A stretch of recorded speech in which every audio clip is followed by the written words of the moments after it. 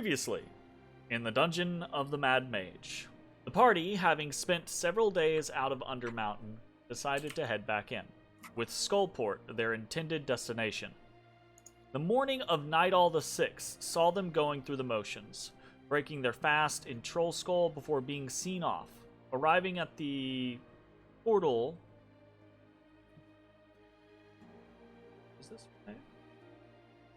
I'm having like really big deja vu moments, boys. I have no memory. No. He just doesn't have a memory. This is right. I believe I've read this like 3 or 4 times over the past week, so I think I'm just having deja vu flashbacks. I apologize. So let's start over. Previously in the dungeon of the Mad Mage, the party, having spent several days out of Undermountain, decided to head back in, with Skullport their intended destination. The morning of Nightall the Sixth saw them going through the motions, breaking their fast in Troll Skull before being seen off, arriving at the portal to fanfare and drinks, and then eventually heading down into the dungeon. As the party traveled through level 1, they noted the changes around them. After being away from the dungeon for so many days, they could see little to no signs of their previous passage. Doorways were shut, bodies were gone, but, as they soon found out, the dungeon had not forgotten them. The goblins of the Two-Headed King's court knew their faces, and the party passed without issue through a favorable ecosystem they themselves had created. In the arcane chambers, the party sought out the haunted harpsichord, and Ashes, after having trained for so many days, was able to play the melody. For his trouble, the bone harpsichord opened and revealed a hidden scroll. From here, the party headed to the Tall Market, where Bones spoke to the Skulltakers, who had returned from their expedition to the Sargoth level.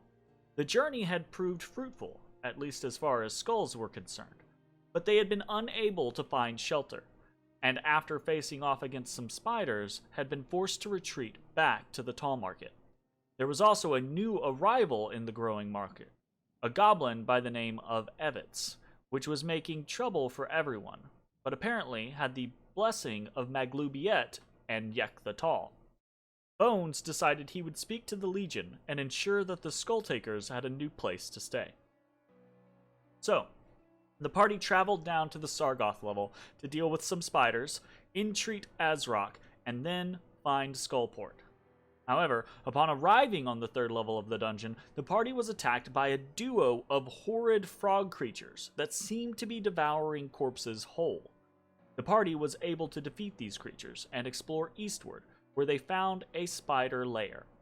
While exploring the lair, they were ambushed by large blue and white spiders that could wink in and out of existence.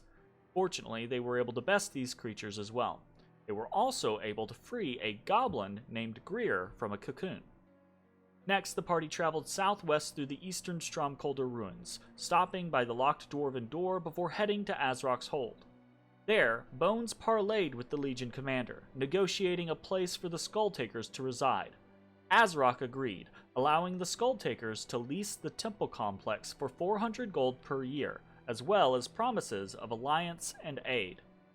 With this business concluded, the party headed to the river Sargoth, intent on riding it down to Skullport. Unfortunately, the ferrymen could not take them all the way, and when the party traveled through the tunnels they had been delivered to, they found themselves back in the southern portion of the Legion's territory.